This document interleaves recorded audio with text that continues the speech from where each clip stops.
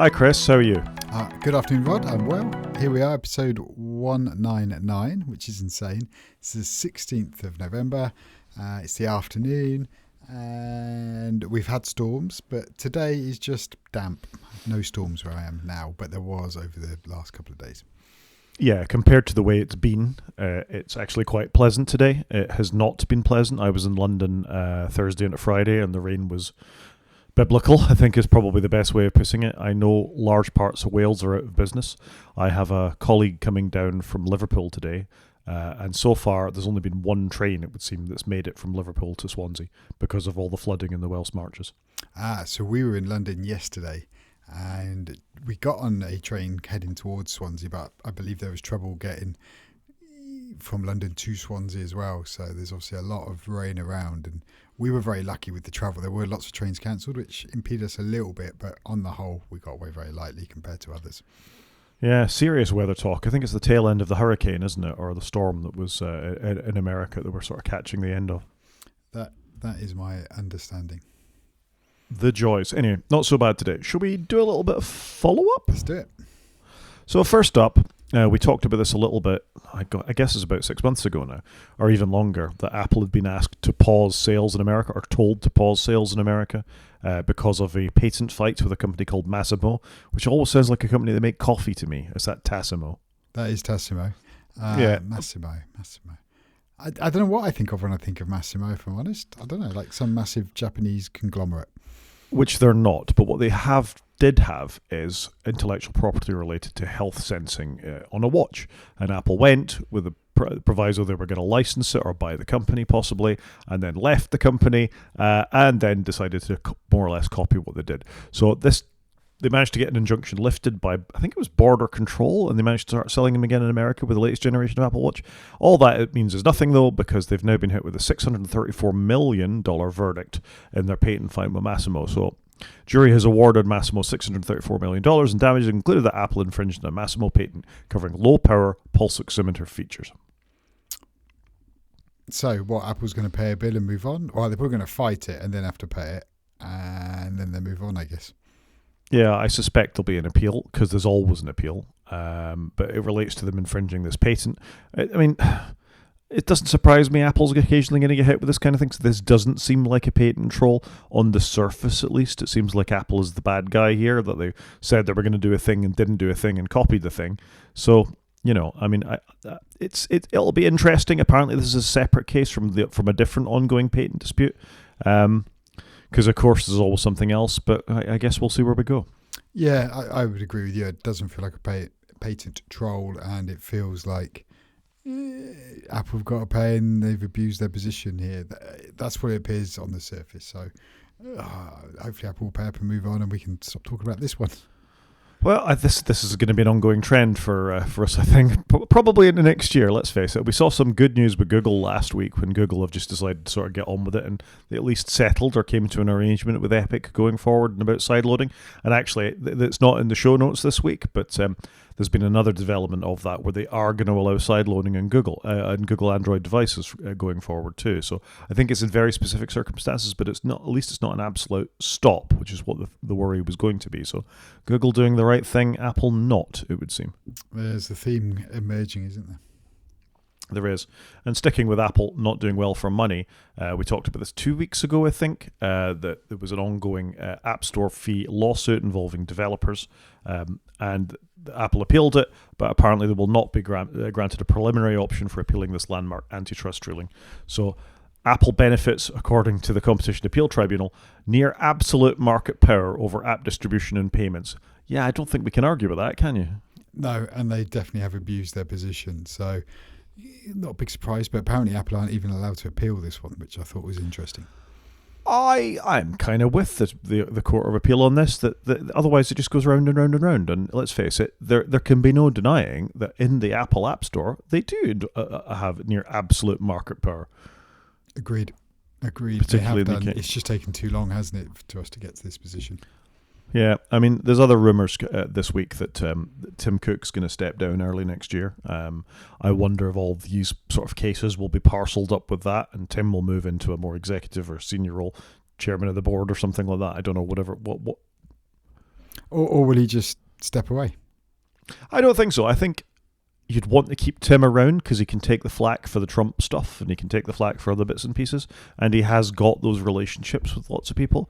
Meanwhile, if it is John Turnus or whoever comes in instead, then he can go, that was before my time, but we've just got to see it out, or whatever it is. I think it gives them ways to move in the corporate and political space that just having Tim Cook there doesn't.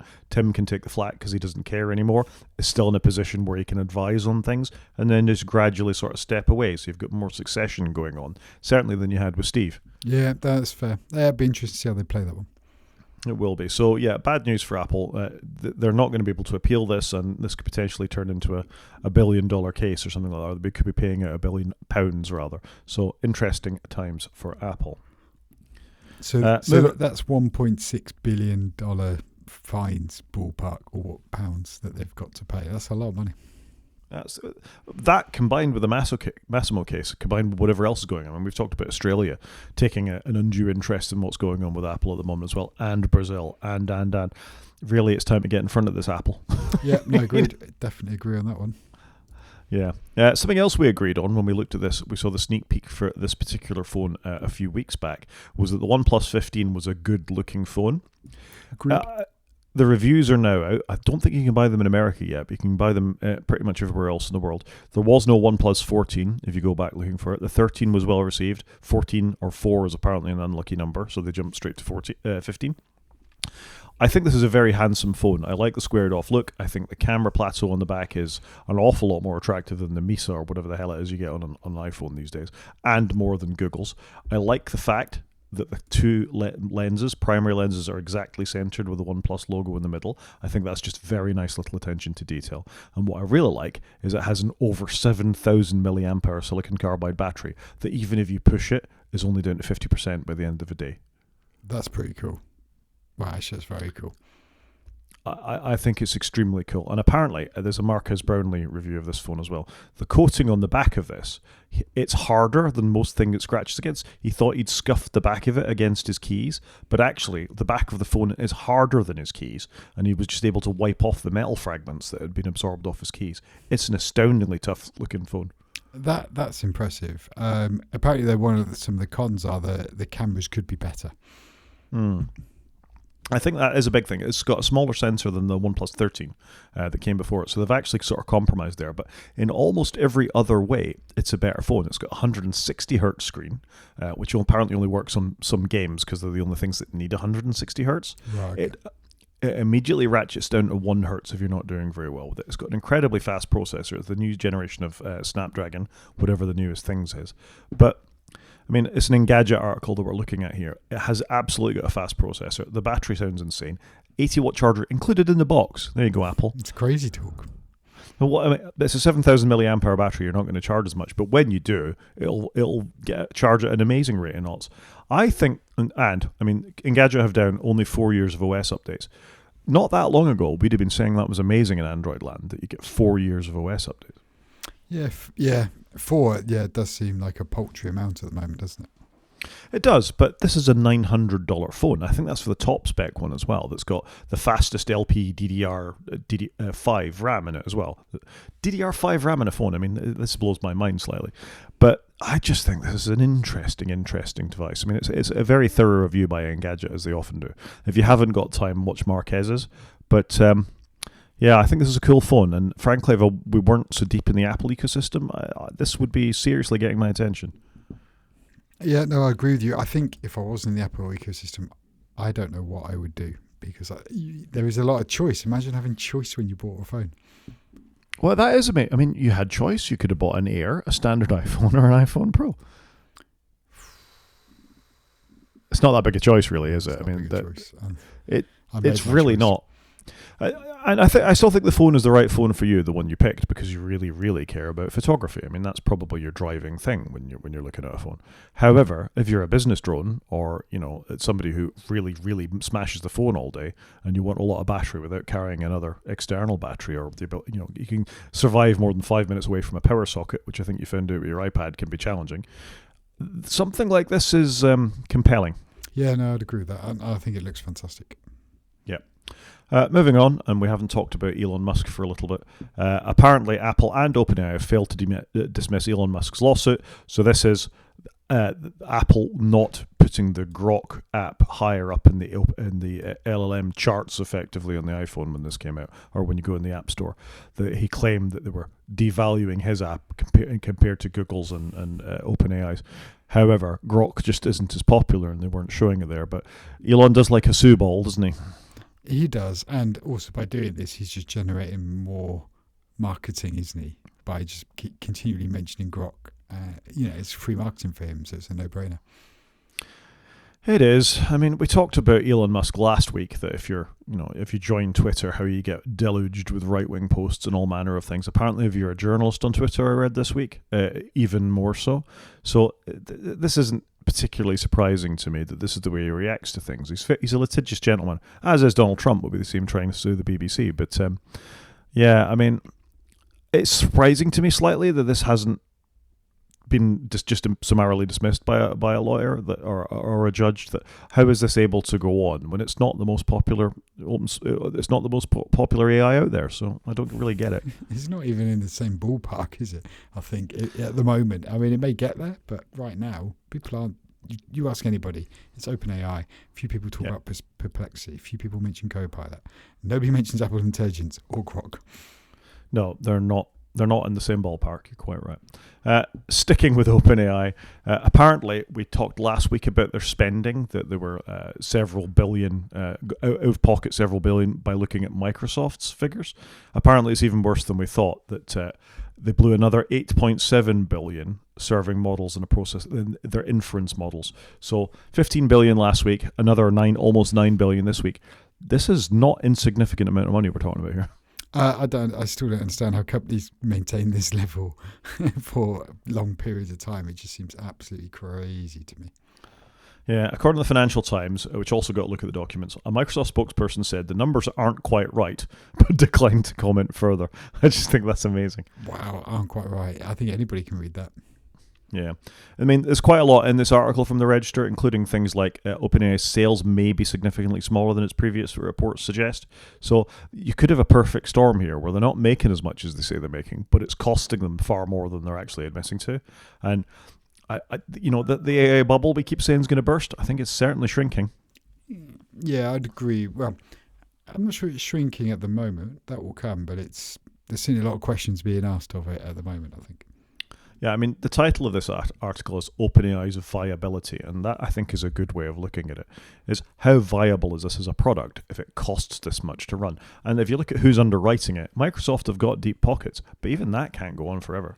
No, agreed. Yeah, there's going to be a finite timeline here. Yeah, and their corporate infrastructure leaves something to be desired as well, as we've seen before. So watch this space, I guess. Yeah, no, agreed. And I'd agree with that. I think it's going to be interesting to see how they're going to try to turn this one around. Yeah. Should we do some news? Let's do it. First up, we talked about this, it must be getting on for over a year ago now, about the EU demanding that large platforms be interoperable with each other, particularly with regards to messaging. I think Apple, I can't even remember, were Apple judged to be a sufficiently large platform with iMessage? I don't think they were, that they would have to interoperate with others, but WhatsApp was. So what this means is they have to work with other messaging services, despite the fact it's a two-factor encrypted service, blah, blah, blah. However, they've gone out and often done it with chat mechanisms that I've never heard of before. I was just about to say that. I've never heard of Birdie Chat and Hellkeep. I don't know what to say here. I think it was deemed that iMessage wasn't big enough, monopolistic enough, which is a shame because obviously I use iMessage and I don't use WhatsApp. But the two they've integrated with feel small fry, but maybe they're big in certain nationalities. I don't know.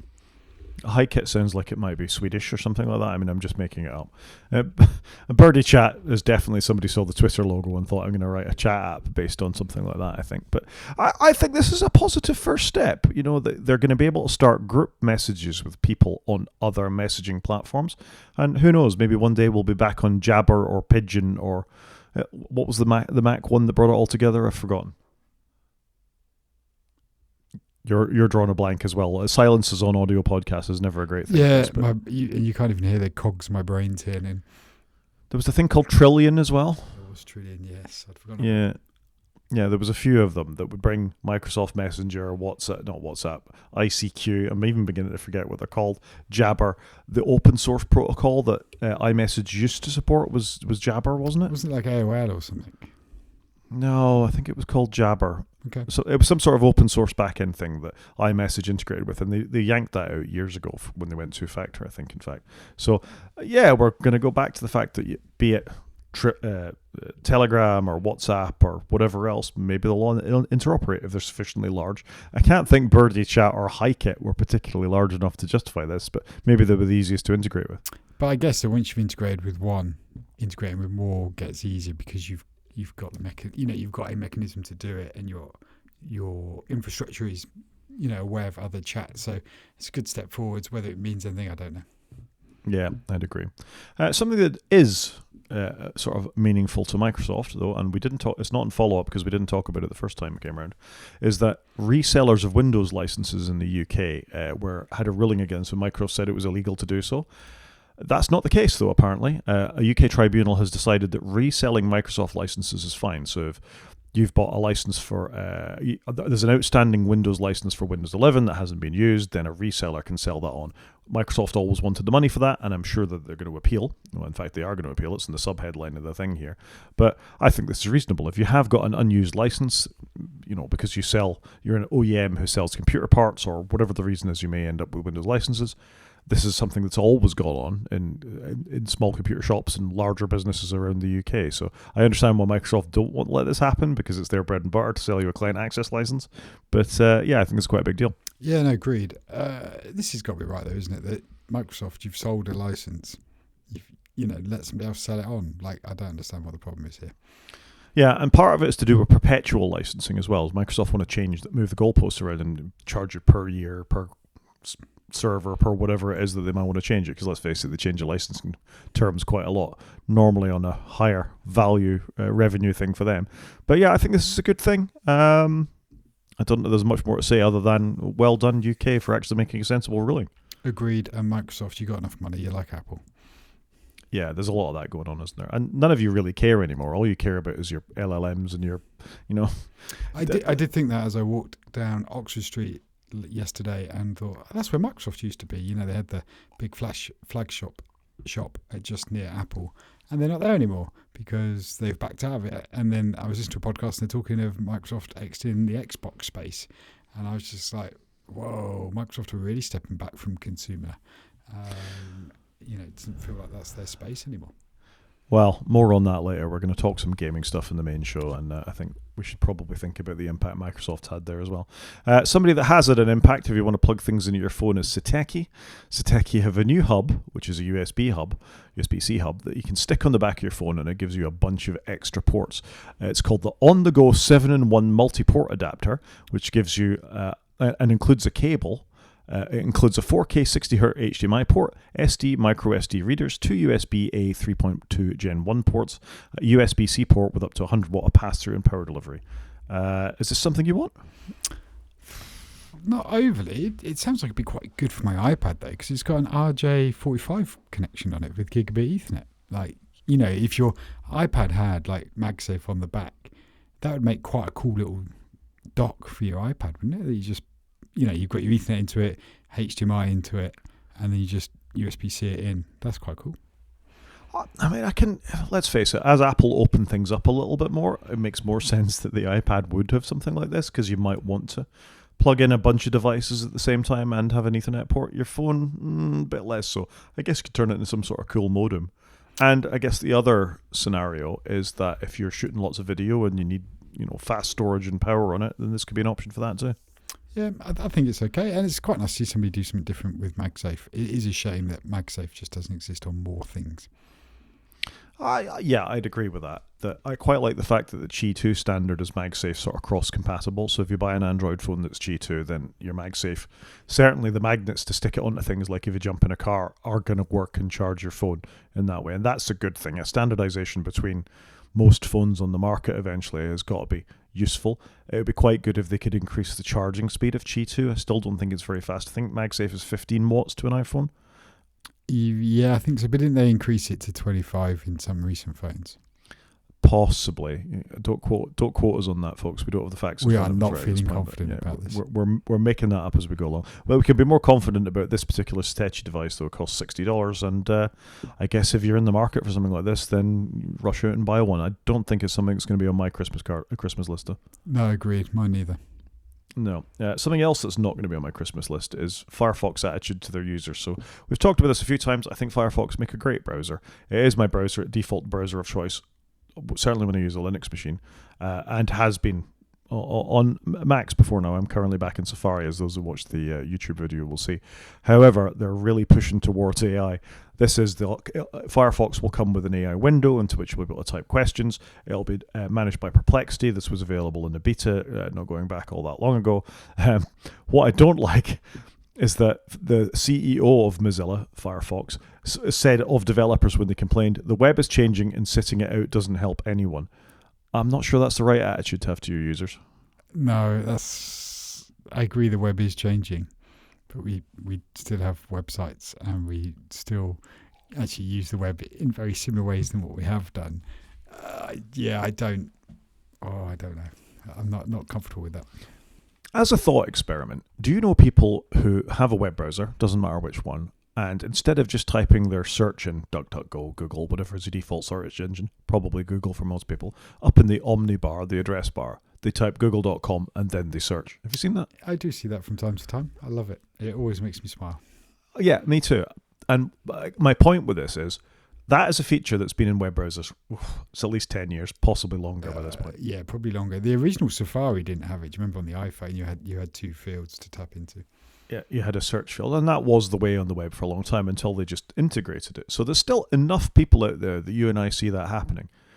Do you not think people will still do that anyway? That they'll fire up their Firefox and they'll Command T and they'll, or file new tab, or if they've even got that level of sophistication, and they'll just go to ChatGPT or OpenAI or Microsoft Copilot, even though Perplexity may well be built into their Firefox browser.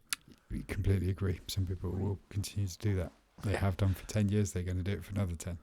Yeah, in the same way, people don't change their defaults. Most people just go with Google because it's what comes in the browser, or I suspect there's a decent proportion of people who do actually just use Edge in a Windows PC because they have maybe significance not. At least 5% of people probably just stick with Edge, because it's corporately mandated or something like that. But I find this stuff quite interesting when they try and force these kinds of changes on users, particularly as Firefox is a choice by almost everybody who uses a Windows PC or a Mac these days. Linux users, less so. It tends to be the default. But I just think this is an interesting way to treat your users when you've already got less than 5% market share for your browser.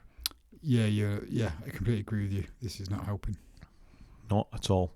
Something that is helping, hopefully, is Framework. I don't own any stock in Framework, but I do own one of the laptops. I think they make really good stuff. They have three laptops now. They have a Framework 12, the Framework 13, and now the Framework 16, which is in its second generation. It's just been released. The promise of this laptop is that it was upgradable in the same way that all Framework things are. So if you break something, it's relatively cheap and straightforward to swap bits out. If you don't like the fact it's got a USB-C port, then you can just put in a USB-A or an HDMI or a memory card or a networking socket or whatever you want into these. They're hot swappable as well. But the promise of the first generation Framework 16 was it came with a graphics card, a dedicated graphics card, and you could swap it out by unscrewing one screw at the back of the laptop and then just pulling the module at the back out. And then at some point in the future, you'd be able to get another graphics card and put that in as well. Slightly tricky for laptops, never been done before. Well, they've just released the second generation. It does come with a graphics card update, and you can use the graphics card update in your first generation Framework 16 laptop. So I think this is good stuff. This is cool. They've actually done what they said they're going to do, and they didn't go, oh, we can make it work. So it's really good. And we can talk about some hardware later. I'm disappointed that others haven't done what Framework are doing. I think the modularity of it is fantastic. Yeah, I'm a big fan of my Framework laptop. The battery's slightly disappointing, I must say, but then it's a much smaller battery than you get in your Mac because it's designed to be unscrewed and thrown away or properly recycled, when you're finished with it. Also, because it's smaller, it charges more quickly, so it doesn't take very long to top it back up again. I genuinely like my Framework laptop. It's not as well built as a MacBook, but then I wasn't expecting it to be because it's designed to have user replaceable parts in it. the 16, apparently, according to this Ars Technica thing, is everything that the first one was. So it's got all those plus points on it, but also it's a little bit better screwed together. It's sort of a bit less creaky. You know, all the things that you'd want to happen in a second generation product. But none of it, what was in the first generation has gone away. If you want that graphics card, you can have it. If it's got an upgraded webcam, you can have it. And that's the promise of this kind of hardware. And I still very much think Framework are onto something good with this, even though you do pay a little bit more for it. Yeah, but if you're going to pay a little bit more for it, the fact that then 2, 3, 4 years from now, 5, you can put a new graphics card in it, swap out the components of it. Because look at most of the MacBooks that have been released over the last 3 years. They look exactly the same. They've just got a quicker chip. Imagine what you could do if you could just pop a new chip in. It would be fantastic. Yeah, and you know the recyclableness of that is obviously less. That when a MacBook goes because the battery's knackered, then there's not an awful lot you can do about it. With this, you can buy another battery for £30, unscrew one, screw one in, and your laptop's just as good as it was. And I mean, it might be a bit ship of Theseus by the end if you've replaced all the parts. How much of the original laptop is left? But I still quite like the thought of this, and more than that, I like the fact that Framework, as with a 13-inch laptop, will sell you a 3D printable, not even sell you, give you the schematics for a 3D printable thing if you've got a friend with a 3D printer, to print out a case for it, and you can use it as a desktop, so it will live on, you know, the guts of it. Yeah, that's fantastic, isn't it? I just think the whole thing's great. Yep. We're fans of Framework, you might be able to tell. Something I'm not a fan of is Apple's latest collaboration with Izzy Miyake. Do you want to tell us about this? Not really, because I don't understand. So Apple have teamed up with Izzy Miyake, and they've released, they call it the iPhone Pocket. It's like a handbag for your iPhone, and it came out early on Monday morning, and I thought it was April Fool's Day. But apparently it's not April Fool's Day. Who knew? But just absolutely insane. It's just this very odd collaboration. Apparently they've sold out, and it's like a handbag you can put your phone in, and it stretches and put it over your body, so you can have a long or a short one. And it's it's 140 quid or 220 quid. I just don't really understand. The short one is available in a lot more colours than the long one. I just don't understand. Well, it's got a designer label on it, so that immediately adds 100 quid, doesn't it? So agreed, and I usually like nice clothes, but I don't know. I just don't understand why they've done this. Why don't they release a battery for your iPhone instead, like a MagSafe battery that more people would want? So you're not saying a 220 quid knitted thing that you can wear around your neck is something you're in the market for? Not at all. I don't think I could pull this off. But surely Apple have got other things to tackle in the accessory space. This is not one of them. I just find it really bizarre. Well, let's face it. Your watch, your phone, your iPad are as much a fashion item as they are, you know, a practical piece of technology. And they're just leaning into that. Did you know Izzy Miyake designed Steve Jobs' turtlenecks? Yep. You did know that. So obviously they have a long-standing relationship with the designer. Yeah. Steve Jobs basically bought, I'm going to misquote, but hundreds of them, and just got up every day, put on his New Balance, his jeans, and his Izzy Miyake top, job done. And they do say that, don't they, with some very clever people. It just removes a decision they have to make. So they just, wear the same thing every day, and it's just one less thing that you have to think about when you get up in the morning, which I can kind of get behind. That's a bit boring, though. I mean, do you actually put a tuxedo on, or in my case, a kilt if you're going to something dressy, or do you just wear your turtleneck? I do wear different clothes, but I can kind of see the benefits, especially if you're going to work. You've just got your work uniform, as it were. You just get up and you put on the same thing every day. I can see why people do it. It's not something I do. Do you think there's already a healthy knockoff market for this particular thing on pick your store of choice for about 20 quid that will give you something that looks like an Izzy Miyake socks, so you can walk around with a phone handbag, I can see knitted phone handbag? I can see there being clones. I still wouldn't buy it. I think we'll call that the news and move on, shall we? I mean, the big sock is nearly the same price as an iPad. I bet you. Can you get an Apple Watch cheaper than the big sock, the long sock? I bet you can. 20 quid, possibly. Apple Watch SE. How much is the Apple Watch SE? We've started. This is going to make for exciting podcasting here. Let me just have a quick look here. Apple Watch SE 3, 220 quid. Same Price. That's crazy, isn't it? You can get a phone with a strap for the same price as a long sock. That's crazy. What a world we live in. And that's also a designer thing because it's Apple. That's crazy. I'm going to talk about something that I think is equally crazy in Car Corner. You ready for this? Yep. So you can now, or very soon now, drive a fully autonomous vehicle or be driven in a fully autonomous vehicle in that there London. I can't imagine you going very far because the roads are not in a good state of affairs in London. Well, this journalist from the Verge, Robert Hart, actually got a shot in one of the autonomous vehicles that are available in London. They're currently trialling it. It's part of Waymo. I've seen these myself in San Francisco. I've seen them very carefully navigating their way around San Francisco, and now you'll be able to do it in London as well. Terrifying, frankly. Yes. This isn't something I fancy. I get it. I don't know. I think it's maybe something I have to experience, but I'm not looking forward to this. I don't know why. Yeah, I mean, in the Verge article, which as usual is timing in and wanting me to pay some money at this point, apparently a blind gentleman steps out in front of the Mustang Mach-E that they're using as the autonomous vehicles, and it did actually break. It didn't knock the poor fellow over, so at least that much is working. But as we've talked about, the ones in San Francisco, there has been the occasional incident with them. They didn't knock anybody over, but that lady got trapped under one and actually had to be lifted off at one point. So there are issues with autonomous vehicles.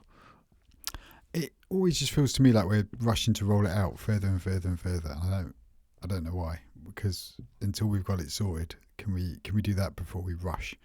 That's why start with London? I mean, it's not the most straightforward grid-like city to drive around. I'd start with Glasgow.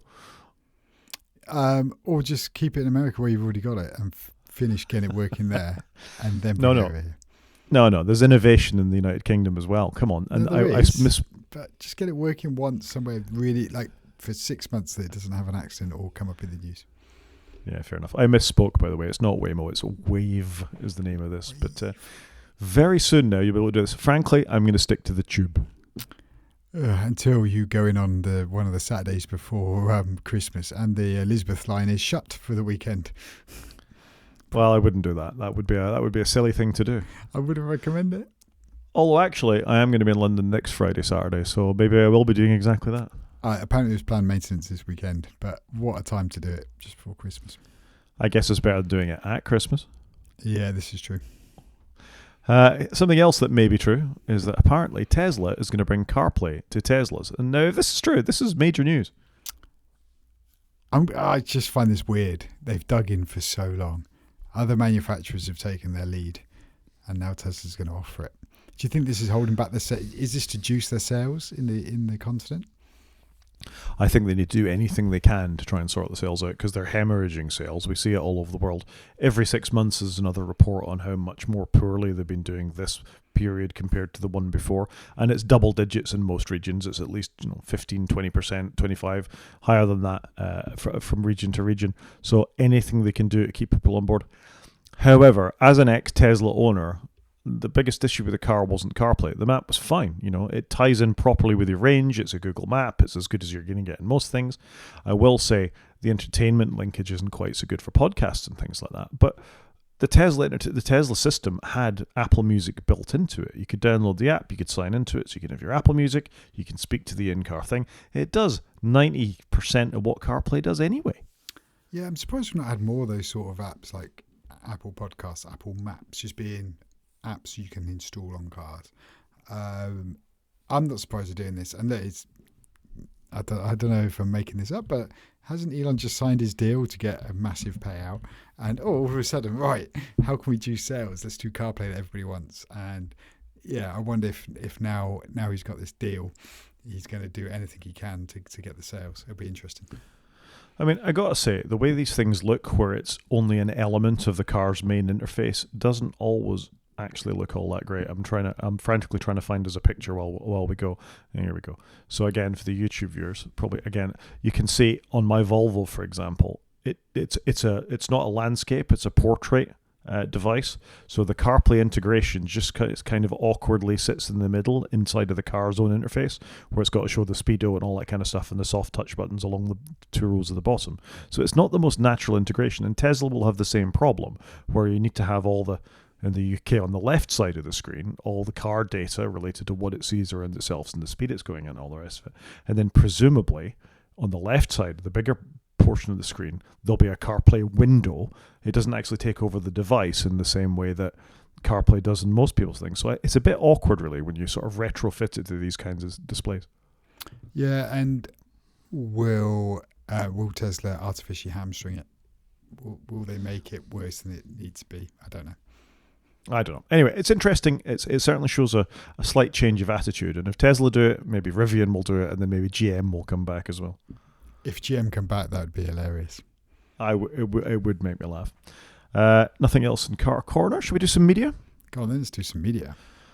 So first up, episode 3 of Pluribus dropped. I haven't had a lot of time this week to watch some media, but I have made the effort to watch this because I'm enjoying it so much. It's a really interesting show. I wondered if you had a chance to try it yet. No, I have not tried it. I don't even know where the week's gone, if I'm being brutally honest with you. So, no, I've not tried it. I feel like I've got to try it, though. I feel like you've got to try it too. It's a really interesting statement on capitalism, pandemics, social media, the feelings of the individual against the sort of the crowd. It's got a lot to say, I think. It sounds like they've gone for everything there.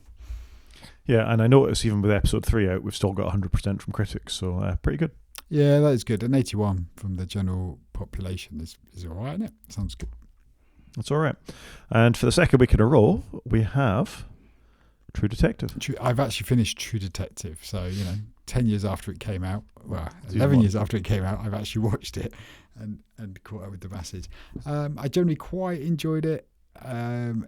The last episode, I don't know what your qualms were with it because you didn't tell me because you didn't spoil it, but I wondered if it was that something just kind of came out of nowhere and then they quickly resolved the case within half an hour and it was like, all done.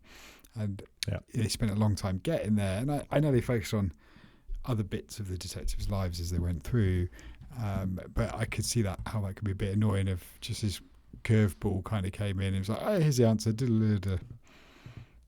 Yeah, that's why I was like, the last but one episode's really good. Yeah, no, I got that. So it was good. I thought some of the parts they acted were interesting. Wasn't quite what I was expecting. I don't know what I was expecting, but it was a bit darker, I think, than what I was expecting. It's also a bit of a damp squib, I think. It was such an excellent season all the way through, and I felt like they failed to stick the landing, so to speak, that there's 5.5 really good episodes of television in there, stellar television in there, but just that last 35, 40 minutes kind of broke it for me. Yeah, it was a bit disappointing that they didn't spread that out a little bit more, maybe, of how they circled in on the guy. But on the whole, quite enjoyed it. Glad I've seen it. I have also got season 2. This must be something I bought a long time ago, so it's been sat in my iTunes library for ages. So maybe I'll get around to that at some point. Yeah, season 2 is decent as well. I kind of got bored after that. I didn't go back for season 3, but season 2 was fine, competent. Okay. Something else that's more than competent, I just mentioned it. I'm not expecting anybody who listens to podcasts to go out and rush and do something on it. It was the very last race from MotoGP in Valencia earlier today. It's going to be interesting watching what happens to MotoGP in the next year because, as we've talked about, it's been bought by Liberty Media, which is the same group that won Formula One. We've already seen 2 major changes in the teams and who owns the teams. Big conglomerates have come in to buy one of the KTM satellite teams, and an American company called Trackhouse has come to buy one of the Aprilia satellite teams. So I just get the impression there's about to be a lot of change in MotoGP, which makes me slightly nervous. It was a really good race today. It's just a very compelling sport. I watched them circle around Valencia. This time last year in Valencia, there was obviously the awful catastrophic floods, and they weren't able to race in Valencia. So there was quite a lot of reference to the fans and what everybody had been through during the floods last time, and to bring back something as in the great scheme of things as trivial as racing when people are dying and people are losing their properties and all that kind of stuff. But 250,000 people turned out to watch the bikes at Valencia today. I just think it's a testament to the region. Yeah, agreed. It is great they're back, and like you say, it was horrible last year. I think there was a similar problem with the Formula One last year in an area. I can't remember which race it was. There was a race that was cancelled because of flooding. I may be misremembering. But I can tell you what's going to happen. MotoGP is going to get loads of sponsors because that's exactly what F1 have got. They've got sponsors like a Formula One team. They've got as many logos as the biggest F1 team. There's going to be more eyeballs on it. They're probably going to do a Ride to Survive show. They're going to take the F1 playbook, you would have thought, and throw it at MotoGP because it's worked wonders for Formula One. There's so many more people watching it. They're literally just printing cash. They're going to sell the rights to Apple in America. You could just see some of these things happening, I think. I'm curious to know where it lands as well, but you'd be surprised if they don't just take the F1 playbook and throw it at MotoGP.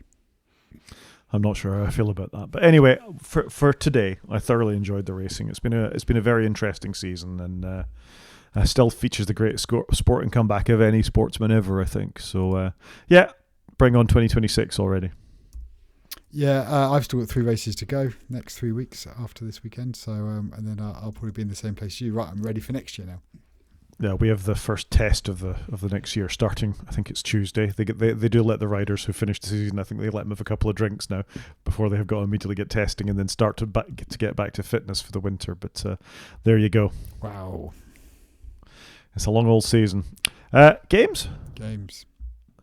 So this is something that you probably don't care about, but apparently Red Dead Redemption is coming to iOS next month. Did you play Red Dead Redemption?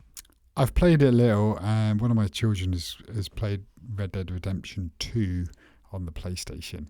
I think it came out at a time when I had young children, and so just didn't have time. I always thought it looked kind of cool. I remember you used to describe it as GTA Horse, which I thought was quite a good name. I don't know how much I'd want to play this on an iPhone, to be honest with you. It's a big old game. I just don't know if it's going to translate, but fair play, they're doing something with their old properties. Maybe they should invest the man hours or the people hours in GTA 6 because they're massively behind. They are quite behind. So it's the same developers as GTA, Rockstar. Red Dead Redemption originally came out in 2010, so it's a 15-year-old game. I suspect it's not that big a game in the great scheme of things these days compared to where we've got to with hundreds of gigabytes worth of downloads in many cases. Yeah, true, but it's just a big sprawly game though, isn't it? And I just don't think I'd invest that many hours on my iPhone on it, but maybe that's just me. Well, if you put your Sateki hub on it, you've got an HDMI on there, you can plug it into your TV, pair your Bluetooth controller, and maybe what you've got there is a nice little games console. Or I just fire up my PlayStation. How much is a PlayStation, Chris? I don't know, 300 quid? I think this is relevant. Let's think of that. I think it's actually closer to 500 quid, maybe even 600 quid. A PlayStation 6. So that's Red Dead Redemption, Grand Theft Horse. It's got lots of mini games in it. It's got a sprawling narrative. You're a cowboy, kind of. You wander in. That's only my memories of it. I did play it on the PlayStation 4, I want to say. Maybe even PlayStation 3, going back that long. So, yeah, it's not a bad game, though. Apparently, it's owned by Netflix. So if you're a Netflix subscriber, you'll be able to get it for free. I presume if you're not a Netflix subscriber, you'll be able to pay a certain amount of money and get it too. But interesting. Yeah, they need to do something, though, with their Netflix games, don't they? Because it's a thing, but it's not a thing. And maybe they need to, I don't want to say the word juice that, but, get some eyeballs on that, and maybe this is a mechanism to do it. Yeah, I'd agree. While you're still researching PlayStation pricing, a little story that I quite like of. We've talked before about where we started in computing, and I initially was very much the Commodore route. I went from Commodore 64 to Commodore Amiga. There has been, in retro computing world, a number of little computers published. So there was a little Commodore 64, most of them based on Raspberry Pis, SNESes, NESes, this kind of stuff. Anyway, they did do a little mini version of the Commodore A500, which is what I had back in the day, but it didn't have a working keyboard because it was just a replica. However, they're about to release an A1200, which was the Amiga 500's big brother, with a fully working keyboard that's a fully working computer. And I could not be more excited. I don't think I'm going to get one, but I just think this is really cool. It's pushing all my nostalgia buttons, particularly that old left button, right button mouse that was, almost absolutely square. It was a hell of a thing. That's quite a mouse, isn't it? I was looking at that and thought, that looks familiar. I've seen some of those before. Now, I wasn't in this Amiga world, so it's a thing that completely passed me by. I wasn't very much aware of it, but I'm loving the beige that we're getting to see here. But that's just what it was. That was the aesthetic all computers used to be. If you remember, the Atari ST was a slightly darker beige. Yeah, my brother had the Atari ST, and that's what I remember fondly. And it had cool like function row on it, and I think it had like a little blue stripe. It was amazing. So the Commodore Amiga was a 16-bit computer. But, before the consoles went 16-bit, it was a 16-bit. Some absolutely classic games for it, some of which I've emulated. We've talked about in the podcast before now, but just an actual piece of hardware with a working keyboard. I got to say, it's making my nostalgia tingle. I kind of want one. I'm not going to get one, but I kind of want one. Yeah, the problem I have when I buy these things, as we have documented, I just don't play on them enough. That's my problem. And then you sell them, Chris. I was unemployed for a while, so I did have a spate of clearing out the attic to raise a few quid, and that actually worked quite well. I cleared my attic out and I got rid of loads of old stuff. Yeah, but maybe you'll want it back. Real-time follow-up, PlayStation 5 digital only, which is the version I've got, is 388 quid on everybody's favourite Jeff Bezos website. So it's 400 quid. About 400 quid. I was out by £100. That's not bad, is it? That's not too bad. We were both out by £100, I guess. I said 6. Did I say 500? What did I say? You said 600. But if you do want the Pro is £670. Yeah, maybe that's why I'm thinking 600. It's a lot of money. But again, let's keep it in mind. We're going to talk about gaming stuff in a minute. But this may be news to someone. There used to be a very cool game called Kerbal Space Program.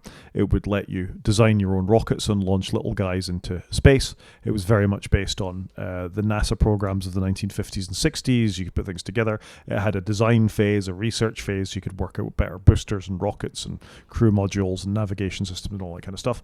And then an actual simulator phase where you could launch the rockets and then fly it. And it was a fairly well realized universe. It was vaguely based on Earth and the Moon, where you could design a rocket, and the goal was to get your little guys to go up to the moon with decent physics built into it and all the rest of it. The people that created the Kerbal Space Program did a sequel. It was a disaster. The physics were wrong. It wasn't well thought out. It wasn't supported by the developer, blah, blah, blah. Long story short, there's going to be a kitty space program, which instead of the little Kerbal dudes that are in it, is going to have cats instead. So you too will be able to take a very cute cat into space with realistic physics, should you choose to. I kind of thought this was an April Fool as well, but it absolutely seems to be a real game. And frankly, if the physics and things are as good as the original Kerbal Space Program, I might take a look at Kitten Space Agency. It's something I've never heard of, if I'm being honest, which is not a surprise, is it? No, but I think you should check out Kerbal Space Program because it's on Steam. It's one of my Steam games. It's quite the interfaces look as a bit long in the tooth these days, but it's a really clever thing. If you ever want to know what happens if you put one massive booster on the bottom of a rocket and then a tiny little command module on top, how far would you get into space? It's a great way of finding out. Fair enough. Fair enough. You still an Apple Arcade subscriber, Chris? It does come as part of Apple One, which I'm too scared to cancel in case my whole family breaks. Yeah, well, next month you can look forward to getting Power Wash Simulator and Cult of the Lamb. Previously mentioned game on this very podcast, which I bought on Steam when it came out, but it's one of the games coming for free in December. You know what? I could see one of my sons digging Power Wash Simulator. I've not seen what it looks like, but just based upon the name, it's going to be right up. Yeah, it's going to be right up his street. So I played this before I stopped paying for Xbox. It was one of the games that came with it, and the idea is you just completely clean a region, a car, a garage, a house, whatever it is. I think they started putting in various fantasy lands and things as well, certainly in the Xbox version of it and the PlayStation version of it. So you could clean, I don't know, Link's bedroom or something like that from Zelda. For free, I think it's probably quite a soothing game if you're into that kind of thing. It's more of a software toy than a game. You do get a little marker on how clean you get an environment, but there you go. You can have it for free on your iPhone. Not my bag, if I'm being honest, but like I say, my son might dig that. And Cult of the Lamb is a very deep little RPG game that's well worth a look at if you haven't. But again, given your comments about Red Dead Redemption, I don't think you've got the time to go and spend on Cult of the Lamb. The only games I really play on my iPhone are little puzzle games. I just don't play a lot of engrossing games on my iPhone. I've got my Switch too for that. I would point out that the subscription also works on your iPad and on your Mac as well, Chris. So you'll be able to download and work them there too. And on your Apple TV. Yeah, but who plays games on their Apple TV? Agreed. Could be a good games console if somebody thought about that. Anyway, that's what I've got in games, but you've got a couple of things. Do you want to tell us about your very favourite racing game? Gran Turismo 7. Now, they've got two things coming in for Christmas. They've got, first up, a DLC pack. So that's coming in early December, if I remember correctly. And you can spend some money. I haven't seen how much money yet, but it will give you an update. And I'm quite happy to give the people at Gran Turismo a little bit of money, because they've not taken any money off me since I bought this game about 3 or 4 years ago. I don't even know when it came out. So it's going to give you 50 new races across 20 categories, and there's going to be 24-hour events. I'm not sure I'm going to be up for that. And you can do full race seasons and stuff. And it's also going to have a new AI engine, Sophie 3.0. So it's good. I think it's fair enough. And apparently, if you buy it, which I'm less sure about this, it will give you 5 million game credits, which I don't like buying for credits. I like to earn my credits, but maybe that's just me. So it's a shame they've not said how much it is, but I'd be happy to give them a few quid on December the 4th as a thank you very much for all the gaming I've done with it. So that comes out on December the 4th, and then they're also releasing Spec 3 in December as a free update. And this is why I find it a bit weird, because on the free update, you're going to get a couple of new tracks, which is cool. You're going to get the Yas Marina circuit and the Gilles Villeneuve circuit, which are some Formula 1 circuits. You're going to get new cars. You're now going to have Dunlop tyres to go alongside, I think, Michelin's and Pirelli's. Not a big thing for me. A data logger, don't know what that is. Collector level cap, I don't know. Oh, so that's the different levels of cars that you get. Unlimited car invitations in Brand Central. Car invitations are so hard to get, so I don't know how that's going to work. More weekly challenges, new opening movie, a new menu book, new circuit experience, new curations in the Scapes thing where you can go take photos of your cars, and improvement in online. But this one's free, so I don't really understand. They're doing this paid one and this free one. I don't get why they haven't just bundled this together as one paid one. I don't know. Everybody, it's 20 quid. Go get it, kind of thing. So it's great. I'm happy the game's getting some love, but I just find it a bit weird that they're releasing these two things at the same sort of time. Whenever I see some of these things, I just think people have got too much free time on their hands. Apparently, the Power Pack adds 50 new races, including 24-hour endurance races. Is that actually 24 hours? I guess so. You can do hour-long races on it.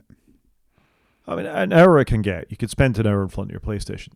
Unless you can pause 24 hours, what have you got to go to the toilet? You put your pause in, wouldn't you? Like you would now, you just push pause. It seems like an awful lot of time to invest in a race.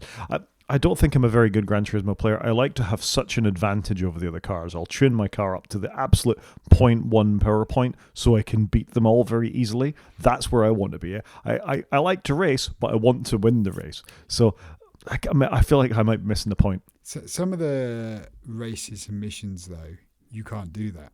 And they're the ones, and I did one just today, and it was a bit of a white. It took me ages to get it, and I just won.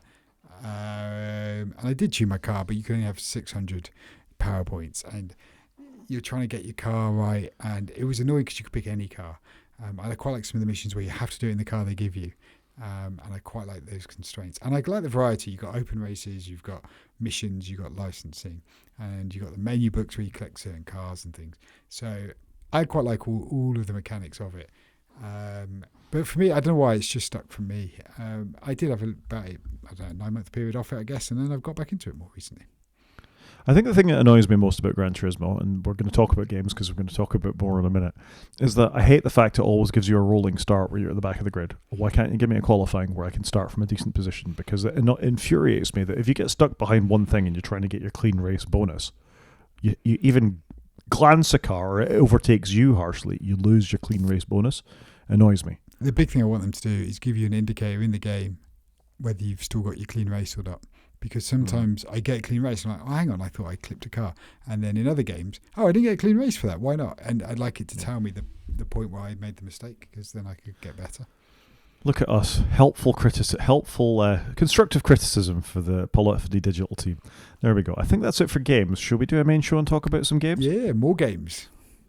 So it was slightly surprising news, I think, to say, in the week that Valve, makers of Steam and the Steam Deck and the Steam controller many years ago, but most importantly, Half-Life 2 and Portal, released some hardware, and it's actually all really quite exciting. Why haven't they just called themselves the Steam company? Well, because they're Valve and Steam comes out of a valve, right? I get it, but I don't know. It just seems odd that nobody knows they're really called Valve. Everybody just calls them Steam. If you know what I mean. I mean, it's slightly crazy to me that you and I remember Valve before they were Valve, because we played Counter-Strike 1.6, and 1.6 I think was the version before it went into Steam and you could only play the game collaboratively, competitively on Steam. Yep. No, I remember those days.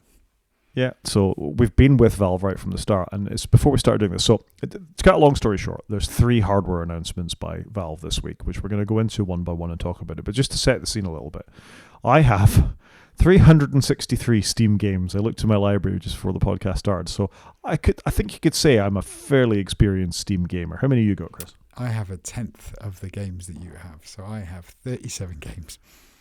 But I think the difference here is that I had a Windows PC just for gaming for a long time, so I could buy, or was in a position to keep buying games in the periods where you were just a Mac or an iOS guy.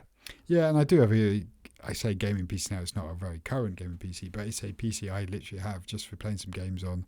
I think with an addition of a puppy in our house, so my time has become more limited, but it's only more recently I've entered back into that world. Yeah, and you're always going to play a bit of Red Alert 2, aren't you? I have played some Command & Conquer this week. There you go. You see, I know where your head's at.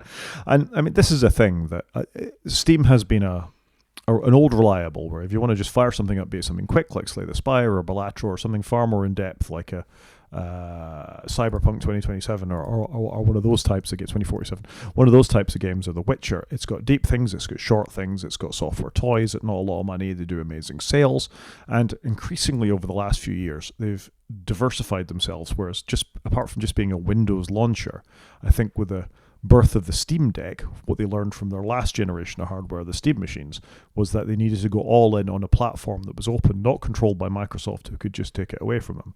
And therefore they invested very heavily in Proton, which is a software back end that allows you to play almost all of Windows games on Linux, and the ones that don't are ones that have got kernel level or very significant anti-cheat, so things like Call of Duty, Battlefield 6. It's not the performance of Linux machine, a Linux build is any worse than a Windows one, it's just they don't want cheaters on there, so competitive multiplayer shooters largely don't appear on there. So that's really interesting, and Proton, which is also supported by code weavers who make Crossover Office and the community, allowed Steam to develop the Steam Deck, which you had and I have. Yeah. Yep. Nice piece of hardware. I thought it was big, but it was a nice piece of hardware. It was well made. It worked really well. So yeah, I would agree with that. Yeah, and the really nice thing about it was relatively repairable. If you go to iFixit, people could pull it apart, you could put in a new screen. People retrofitted the original Steam Deck to ones with OLEDs. The only second generation, it's not even a second generation, it was a spec bump Steam Deck, got an OLED screen, and you can retrofit it whenever you want. Not an awful lot of money for a console that plays a good 70%, 75% of the Steam library with a good enough battery, good enough for that little display. And if you didn't like it very much, you could put it in the desktop mode, and you could run a Linux desktop in the back end, so you could actually use it as a computer plugged in your computer with an HDMI port. Yeah, no, it was cool, and it was dockable, which was one of the appeals for me, is I could use it in my shed, I could take it up to the house, and it was a good piece of hardware, and the OS was pretty cool. You know, what I'm quite impressed with Steam is they've been slowly just cranking the handle, haven't they? They've built an OS over time. You know, they started off with the Steam store. They've added more and more games as life's gone on, and then they've slowly cranked the handle on the compatibility, having their own OS, having their own hardware. And I think what we're seeing now is the culmination of all that effort of making, you know, Windows games work on Steam OS, having this massive catalogue, owning the hardware, and then you're going to get into the products now. But I just think they've done an amazing job of having a long-term strategy and doing the 100 things that they've had to do to get to where they are. And it's quite impressive, I think, where they've ended up, because I don't think people saw all this coming. Like, if you look back 5 years ago to where they're heading, you didn't see it coming. It was all Sony and Xbox, and then obviously Nintendo came out, and they've been in the mix, and now it feels like Steam's going to be in the mix. Yeah, I think that's probably fair, that they've got not open source hardware in the same that not open hardware in the sense that Framework does, but it's open enough that you can work on it. You can put bits out. You can swap memory cards in and out. You can do what most consumers would think of that they needed to do, a la Nintendo, with a little bit more, because the operating systems are free enough because they're based on Linux, that you can get in and you can do other things with them if you want. So if you don't like the Steam launcher on the Steam Deck, you could install Microsoft's one. You could install Epic's one, or not Valve one, EA's one is what I'm thinking of. So you were able to run some non-Steam blessed games effectively on the piece of hardware that they sold you. So that's very non-Apple, isn't it? If you look at where we are with Apple equipment, where they promised Valve a good time, and Valve went all in with Steam. There's a Steam client for Mac. I remember when it launched, you could play Team Fortress 2. You got some special Mac equipment. You got AirPods for a couple of the characters and things like that. And Valve have come out and said Apple don't support them. They keep moving the platform. They change the chips without telling them. They're not interested in maintaining backward compatibility in some libraries and things like that they need to maintain old games and all the rest of it. So you can understand why Valve were a bit annoyed at Apple for them going all in with the company to bring feature parity gaming as much as possible to Mac, and then Apple not supporting it through, if Apple released OpenGL or Vulkan drivers, then maybe a lot of the Valve games would work, but they've no interest in doing that. So Microsoft can pull the rug out from under them. Apple weren't interested in helping them particularly. You can understand why they've gone the way they have. Yeah, you can see it. And like I said, I think to be fair to them, their strategy of slowly, moving in this direction is now about to pay them dividends. Yeah. So what have they announced? Well, they've announced 3 things. The most significant one, I guess, is the Steam Machine. So I said before they had Steam Machines. These were collaborations with Dell and Alienware and others, where you spent about £800 on basically a gaming PC that sat under your TV. Of course, this was before Proton was a thing, so there were barely any games. It didn't work very well, and the whole thing was just an expensive nightmare for them. What they're talking about this time is a very small cube. I think it's like 8 inches by 8 inches, something like that. So it's not a very big thing that will sit under your TV. It's got a light bar at the bottom that will do things like show how if your game is downloading or it's ready to go or whatever. It's got a couple of USB-C sockets. It's got a DisplayPort and an HDMI socket on the back and an Ethernet port. It supports DisplayPort 1.4. But what it has now is Proton. So all those 323 games that I've got, I would suspect 290 of them I'll be able to play on this thing in the same way I could on my Steam Deck, but with more power, a dedicated graphics card, presumably a little more energy efficient. We'll have that instant on that the Steam Deck's gone. And I think this is a genuine competitor for Xbox or PlayStation, where if this is, let's say, £600, might be more, 7, even up to 800, I think it's a valid competitor to an Xbox or a PlayStation 5 Pro, because it will do 4K at 60 frames per second. You have got a massive library of games. You're not having to spend £80 every time some AAA thing comes out. In 323 games, I could probably, play one game every 2 months, going for as many, and I'll have more games than I'll be able to play before I die, frankly. And new games are coming out all the time. I think this is a really, really interesting piece of hardware. I think it is. I think they have got a little bit of a barrier, because will they package it up like a PlayStation for non-techies to go out and buy and plug in? I don't know the answer to that. They need to ship it to do that with a controller, so it'll be interesting to see what that looks like. For techies, I think that's fine, but for people that just want to go out and buy it and plug it in and it work, will this do that? And I don't know. I think it does look cool. It blew my mind how many USB-A ports the thing's got. It's full of USB-A ports, but a lot of gaming peripherals are USB-A. I'm curious to see it. The one thing that's put me off it a little bit is, unlike Framework, this doesn't feel that upgradable, which is a little frustrating. It's not, but then neither really was the Steam Deck. And the Steam Deck, true, I think, did catch consumer imagination. When it comes to these kinds of things, your PlayStation's not that upgradable, is it? All. You can put a hard drive in it, that's about it. So I'd like to see it be more upgradable, and then I would probably be a little bit more excited about this. I think it does look cool, though. I think it's something I would like, and that's something I am keeping an eye on. My gaming computer is not that great, so what would the future look like? Something like this I would love to be in the market for.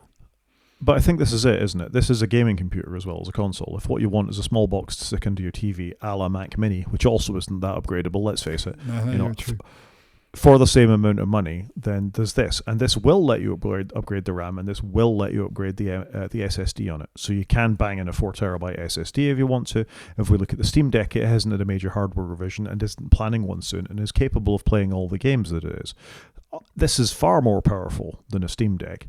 It's comparable to a PlayStation 5 Pro-ish, an Xbox Series X-ish, and has all those games. It's not locked down in the same ways. And I bet you can just install bog standard Linux on this and turn it into a computer if you want. Yeah, you can put any OS on it you want. So I'm pretty comfortable with this, I think. And Steam, even though the previous Steam machines and the Steam controller went away quite quickly, and the Steam Link, which I had one of as well, I think they've proven with the Steam Deck that they are capable of walking the walk when it comes to these things. That's a good point to come at the controller. Remember, your Steam Deck you compare to any Bluetooth controller. Yep. You know that, so it doesn't have to come with a controller. If you've got an old Xbox One lying around, this will work with it. If you've got an old PlayStation One lying around, this will work with it. If you bought some £5 thing off Amazon that just plugs in with a USB-A cable, this will work with it.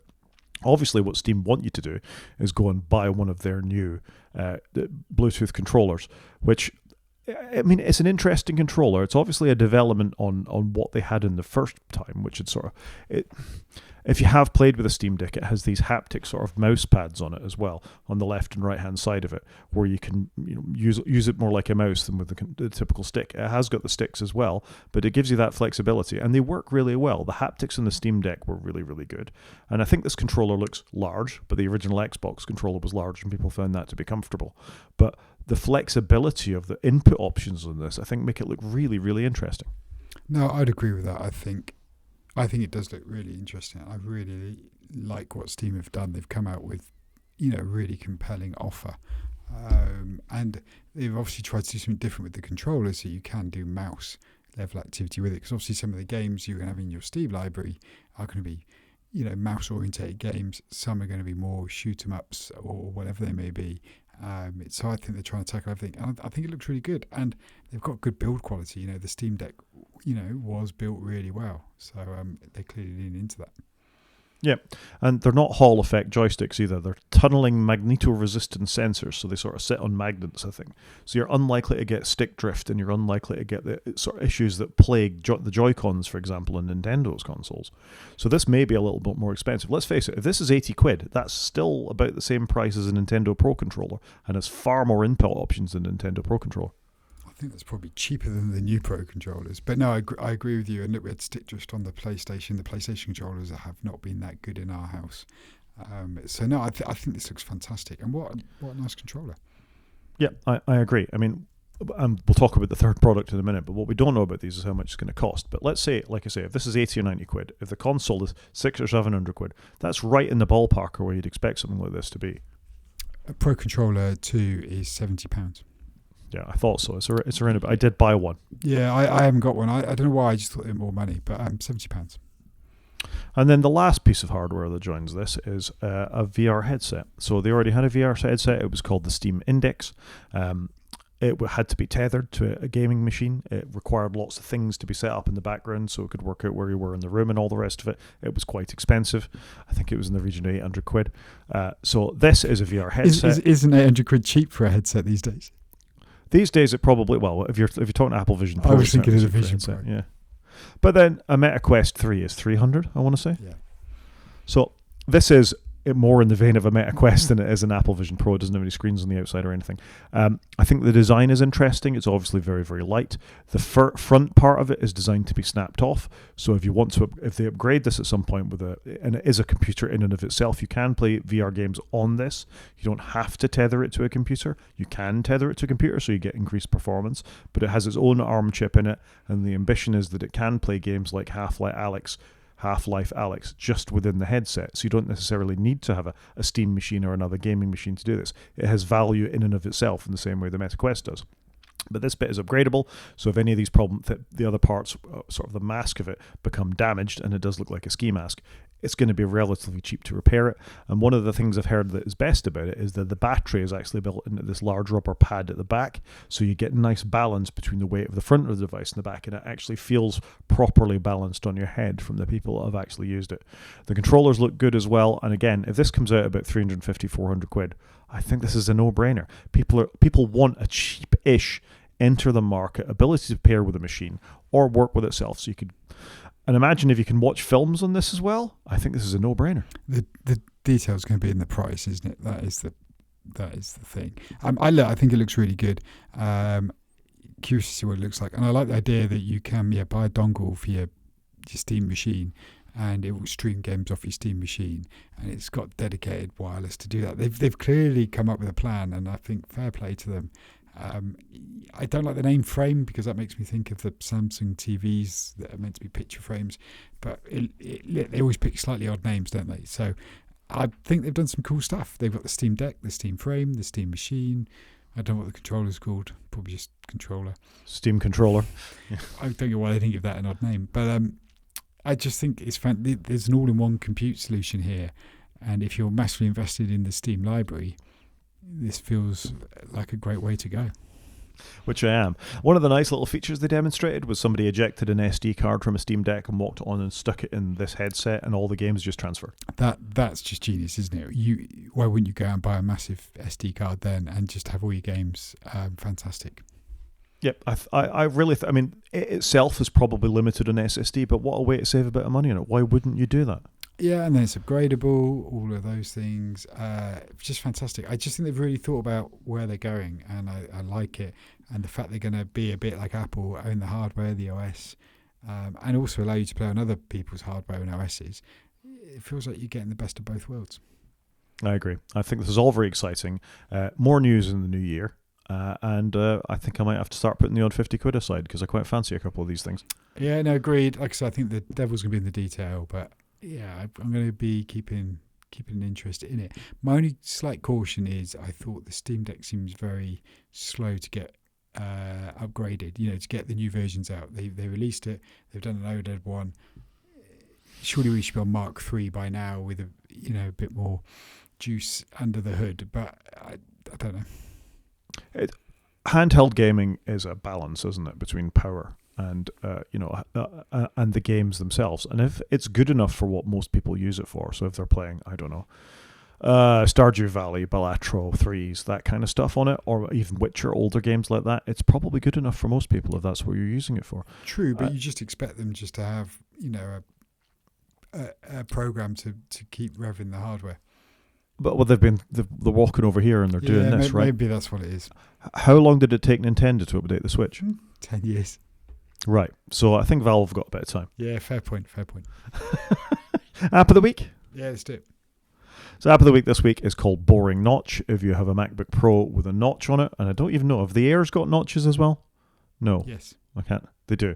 This is a little piece of software that it's open source that hides under the notch in your Mac. So all you do is you move your mouse up to where the notch is, where the camera is, and it will expand out in the same way that the Magic Island does on an iPhone. So if you've got music playing, if you've got calendar access, it will just expand out of there seamlessly. And the only other thing it does it really well, is it gives you a shelf. So if you've got a couple of files you want to store while you move some windows around, or you want to put them out of the way and come back to them later, it lets you store things up in the notch as well. Completely free, open source, nice little bit of software, nice UI design, nice animation when you go up to the notch and do it. I just check it out. It's quite good fun.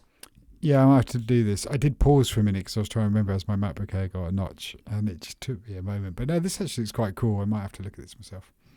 Yeah, I think you should. In the little demo there, you can see what's happening. So it's just a sort of nice, and it lets you choose what music player you use: YouTube Music, Apple Music, Spotify, whatever it is you want to do. So there's a little bit of flexibility built into it, and maybe we'll get some plugins and things for the future. But yeah, just very simple and does it well. Cool. Second thing, it's not really an app of the week, but I just want to mention, I talked about Origin Story in the podcast a couple of weeks ago. It is a very good podcast by a journalist from the Eye and a historian, Dorian Linsky. When I was in London, I happened to get the chance to go to the Tabernacle Theatre and see them live. Most homogenous crowd I've ever seen in my life. Everybody looked a bit like me, but that I guess people find their own little bubbles to live in, don't they? It's not intentional, folks. I think they talk a lot of sense, but what do I know? Yeah, very good. And here's my takeaway. How much did a pint of Guinness cost me in the centre of London in the Tabernacle Theatre, Chris? £6.50. £5.50. What a bargain. That was a bargain for London. It was. I was most impressed. So I was in Edinburgh 2 years ago, and a pint of Guinness in Edinburgh cost me £8 in a not city centre place. So I was really pleased with that. Yeah, it's just crazy, isn't it? Thing of the week. Thing of the week. So I've just gone with the actual paper book. Short story, and I've just finished it this week. It was 200 pages, nice short book that you can read pretty quickly, and it's by a local Oxford author who's done kind of like a bit like a Morse series of books that I've commented on before. But this is called The Case of the Lonely Accountant, about an accountant that goes missing in Bournemouth. And it was just, it's not the finest fiction I've ever read, but it was just a good 200-page, quick little story that just made you think a little bit. And I really enjoyed it. And I just thought that was something I enjoyed this week. And there you go. Very good. Paper book. Is he also having trouble with his Mac, this author? Why did you say that? Because it's called The Finder Mysteries. The Finder Mysteries, very good. It's about a man who goes to find people. Hence that. There's 3 books. I've only read this one's in the middle. For some reason, I've read the middle book first. But based upon the strength of it, though, I would go and buy the other 2. Perfect. I think we can call that a show, Chris. I think so. So if anyone wants to get in contact, Rod is at g5maniac@marston.scot. He's also on Blue Sky, where he's at g5maniac.bsky.social. I am on Marston, where I'm at _CJP at marston.social. You can watch on YouTube by going to our website and click on the YouTube link, or you can drop us an email at wakefromsleep@protonmail.com. Talk to you next week, Chris. Cheers, Rod.